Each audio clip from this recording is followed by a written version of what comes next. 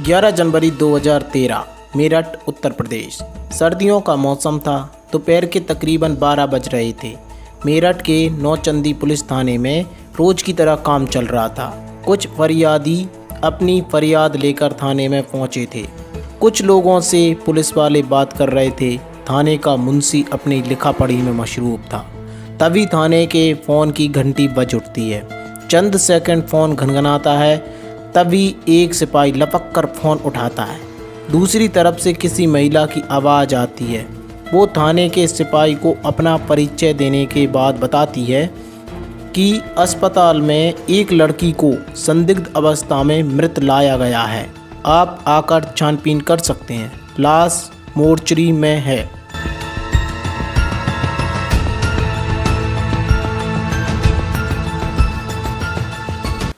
आज हम जिस लड़की की आपको कहानी सुनाने वाले हैं वो अभी तक की ज़िंदगी में सफल लड़की थी। कामयाब नहीं बोल सकते, सफल थी। लेकिन कामयाबी के नित्य नए आयाम वो चढ़ती जा रही थी। जितनी भी उसने परीक्षाएं दी, जैसे 10th हुई, 12th हुई, सभी में बहुत अच्छे मार्क्स आते थे उसके। और फिर वो यूपीएससी की प्रिपरेशन करने लगी। फिर उसकी ज़िंदगी में ऐसा क्या हुआ और क्या नहीं हुआ, अपन इस वीडियो के अंतर्गत जानते हैं। तो चलिए स्टार्ट करते हैं बिना किसी टाइम के बर्बाद किए। और हाँ, एक बात ये कहूँगा कि वीडियो अगर आपको अच्छा लगे तो आप सब्सक्राइब कर जाना, बुरा लगे तो तहे दिल से डिसलाइक करना। यार, आप जो भी करोगे हमें मंजूर होगा। ये सुनते ही सिपाही फ़ोन रखता है और थाना प्रभारी को दौड़कर इस बात की जानकारी देता है। इसके बाद बिना देर किए पुलिस की टीम अस्पताल की तरफ रवाना हो जाती है।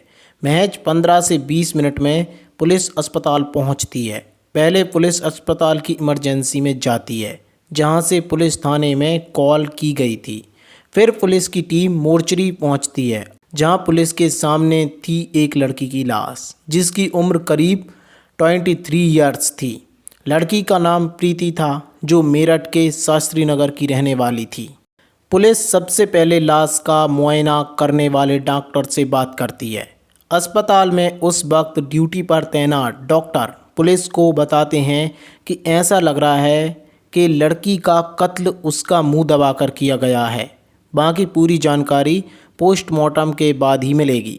पुलिस वाले भी लाश को अच्छी तरह से देखते हैं और पंचनामे की कार्रवाई के फ़ौरन बाद लाश को पोस्टमार्टम के लिए भिजवा देते हैं। इसके बाद पुलिस लड़की के बारे में और जानकारी जुटाती है और छानबीन शुरू करती है।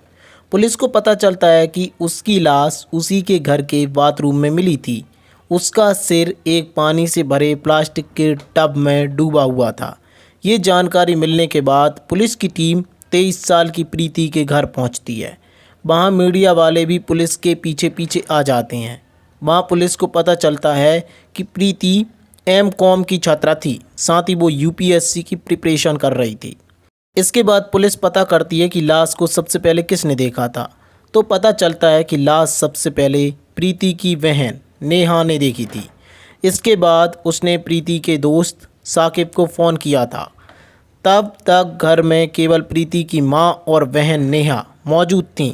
जान से नहीं मानी 10 दिन से बर्फ में बेटे, अब भूल जाओ, गलती होगी, छोड़ दो। जब नहीं मानी तो मैंने प्लानिंग बना इसको, क्या तो खुद मरना इसको मारना। ये बिस्तर पर लेट हुई थी, मैंने सर में गुट मारा, बेहोश होगी, उठा के मैंने पानी लीक कर दिया। मुझे इसका कोई मिला नहीं। साकिब फ़ोन पर नेहा की कॉल आने के बाद उनके घर पहुंचा था।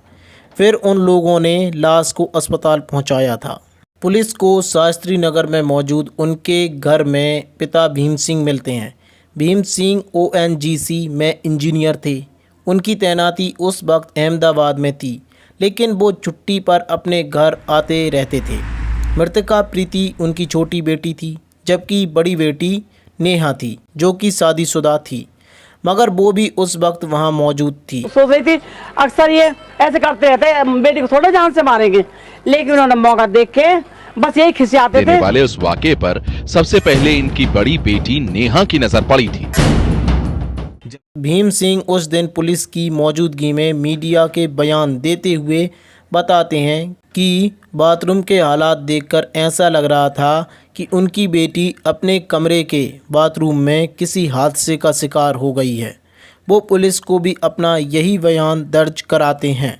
इस दौरान पुलिस प्रीति के कमरे ही नहीं बल्कि उनके घर में भी छानबीन करती है। बाथरूम से सुराग और सबूत जुटाने की कवायद की जाती है।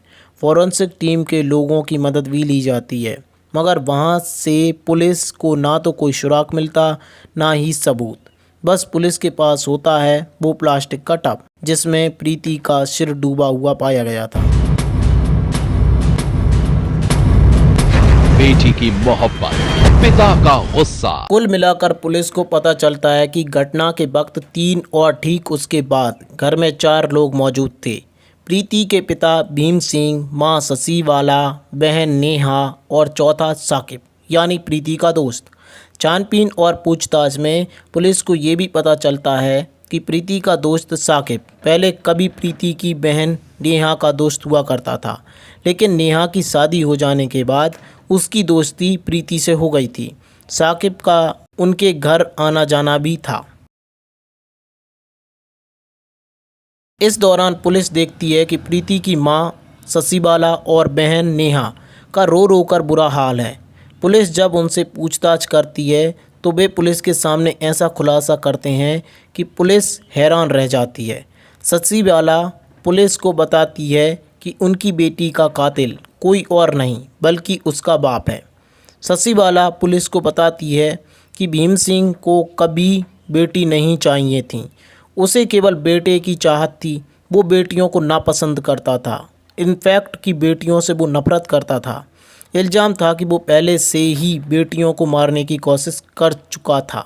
नेहा भी अपनी मां के बयान से सहमति जताती है। नेहा भी पुलिस को ऐसा ही बयान देती है। वो कहती है कि उसके पिता भीम सिंह ने ही उसकी बहन का कत्ल किया है। मौत से पहले उसने प्रीति के चीखने की आवाज़ भी सुनी थी। तभी वो उसके कमरे में गई थी जहां सारा सामान बिखरा हुआ था। प्रीति बाथरूम में गिरी पड़ी थी, उसका सिर प्लास्टिक के टब में था। अब पुलिस साकिब से पूछताछ करती है। साकिब पुलिस को बताता है कि वारदात के वक्त वो वहां मौजूद नहीं था, नेहा ने उसे कॉल करके वहां बुलाया था। वो पुलिस को बताता है कि प्रीति की मौत कोई हादसा नहीं बल्कि कत्ल है, जिसे उसके पिता भीम सिंह ने ही अंजाम दिया है। पुलिस घर में मौजूद कई रिश्तेदारों से भी बात करती है और उस वक्त हैरान रह जाती है जब सभी भीम सिंह पर ही हत्या का शक जताते हैं। अब मृतका का पिता भीम सिंह पुलिस की रडार पर आ चुका था।